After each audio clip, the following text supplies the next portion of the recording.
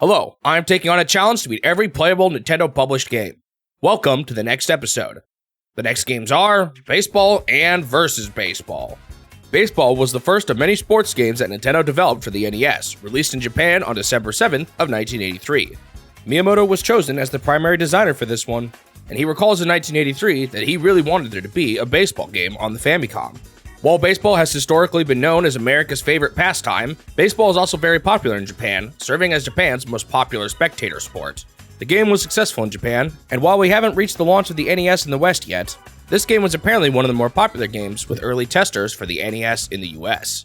While some of the more fantastical games, like Clue Land, were not immediately captivating to Western audiences, including a sport as recognizable as baseball in the US helped to introduce the system to the country. You'll notice I'm including Versus Baseball in this video too.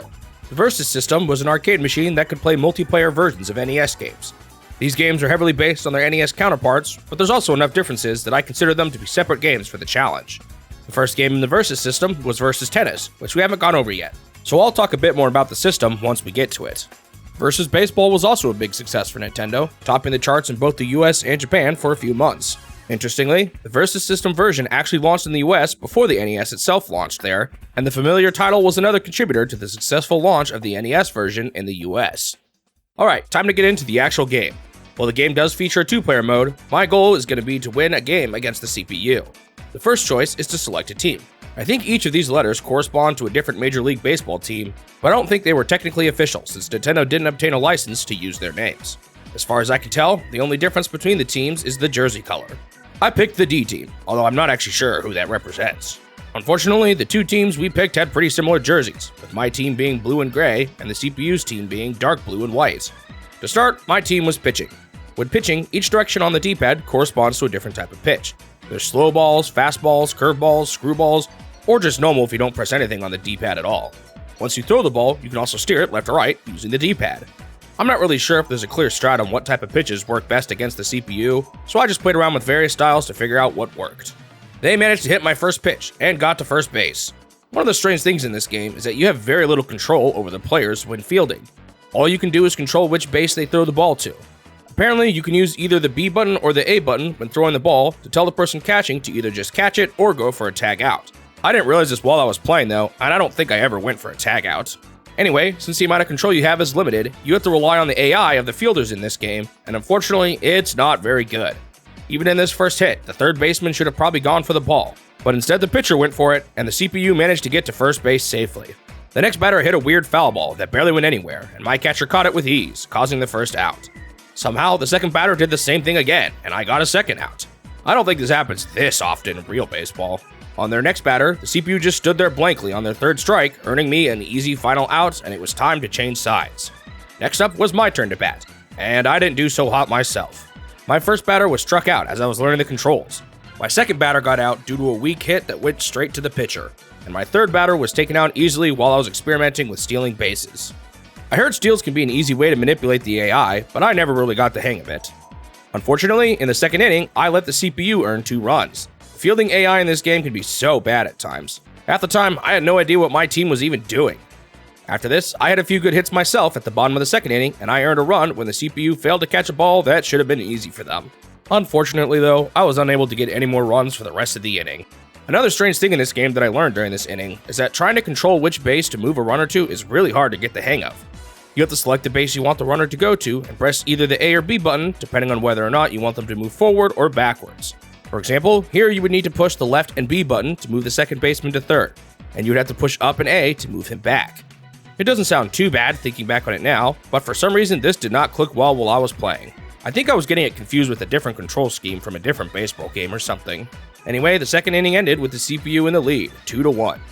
Inning 3 was largely uneventful, and neither of us scored any runs. In the bottom of the fourth inning though, I managed to score a couple runs after the CPU once again failed miserably with the fielding, allowing me to get 2 runs at once. The fourth inning ended and I was in the lead, 3-2. During inning 5, the CPU got a few runs this time, and I largely blamed the bad fielding for the runs once again. I earned no runs myself, ending the 5th inning with the CPU in the lead, 4-3. Man, this is really going back and forth. Nothing really happened in the 6th and 7th inning, but in inning 8, something awful happened. My catcher somehow missed the easiest infield fly I had ever seen, and the CPU scored another run. What even happened here? maybe the sun was in his eyes? The 8th inning ended, and the CPU was even more in the lead, 5-3. I managed to get through the top of the 9th inning without letting them score any more runs, but this was not looking good. I hadn't scored a run since the 4th inning, and I was starting to get pretty far behind, too. I would need a miracle to clutch this one out. It was starting to look like I would need at least one more game to finish this one. I managed to get runners on second and third base, and with only one out, this seemed doable, but it wouldn't be easy. My batter let out a massive swing, and while this initially looked like a foul ball, to my surprise, it was actually in. He hit it so hard that I managed to get a home run. I earned exactly 3 runs from this, putting me in the lead 6-5 and winning me the game. I got a much needed home run at the bottom of the 9th inning and turned the game around. What a picture-perfect finish. With that, baseball for the NES was complete. On to Versus Baseball. This was mostly the same, but with a few minor modifications. The first was simple. You can now see what color your team was when selecting. I thought this was a minor, but nice touch. The second change I noticed was more significant. Since this game supported using 2 screens, you had a different perspective when you were pitching, showing the camera angle from behind the pitcher instead of focusing on the batter. The final big change is that a number of points was displayed on the bottom right. I don't really know why these were called points though, as they essentially just served as a timer. If the timer ran out, you would have to put in more quarters to keep playing. You could earn points within the game to extend your timer, as each run you got would earn you a handful of points, and I think getting a home run would earn you even more. There was also a brief timer during the team select screen too, and I accidentally chose the B team as a result. Looks like I was red and white this time around. For whatever reason, I started out batting in this version. In the first inning, I got a couple of outs, but somehow my third batter got a home run. I already scored an easy run at the start of the game. Nice. Maybe this has something to do with the fact that I configured the machine to make my players stronger. I managed to get them all out at the bottom of the first inning, and I managed to score another run through some clean hits in the top of the second inning. The second inning had ended with me in the lead, 2-0. There were no runs for the next 4 innings, but something wild happened during the top of the 5th inning while I was batting. My batter let out a wild swing, where the ball immediately bounced off the ground and flew all the way over the outfield fence. The ball vanished, and my guys kept running for some reason. I was really confused about this at first. I even thought the game bugged. It turns out this is an actual rule in baseball that I had never heard of. It is called the ground rule double. If the ball bounces high enough after hitting the ground and leaves the field, your team gets to move 2 bases forward. This doesn't happen often, and it usually only happens if the ball has a crazy bounce at the edge of the field and not at the beginning like this. I wasn't even able to capitalize off it though, and I didn't see any more runs until the top of the 7th inning. In this inning, I managed to score another home run.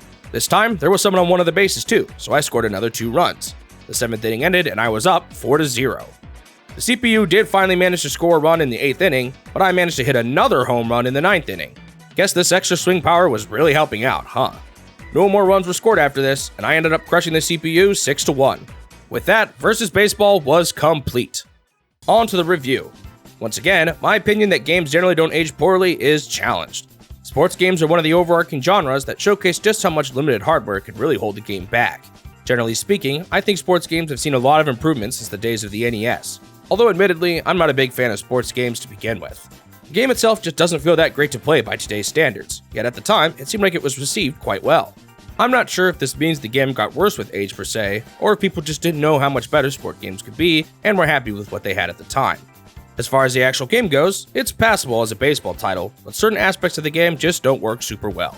The fielding in particular feels frustratingly bad, but at least it's bad for the player and the CPU, so it doesn't really cause an unfair balance or anything. Additionally, a lot of the controls feel awkward on a controller with so few buttons, and as I said before, I'm generally not a big fan of sports games, and this one is no exception. I still think that for the time, it's made well enough, especially when you consider just how early into the NES's lifespan the game was made in, but I personally didn't find it to be particularly fun to play. I gave both versions of the game a 5 out of 10. Thanks for watching the video. If you want to see more of these in the future, make sure you subscribe to the channel so that you won't miss out on the next one. Also leave a like if you enjoyed it, since it will help the channel grow and motivate me to continue this series. I hope I will see you in the next step of my quest to beat every Nintendo game.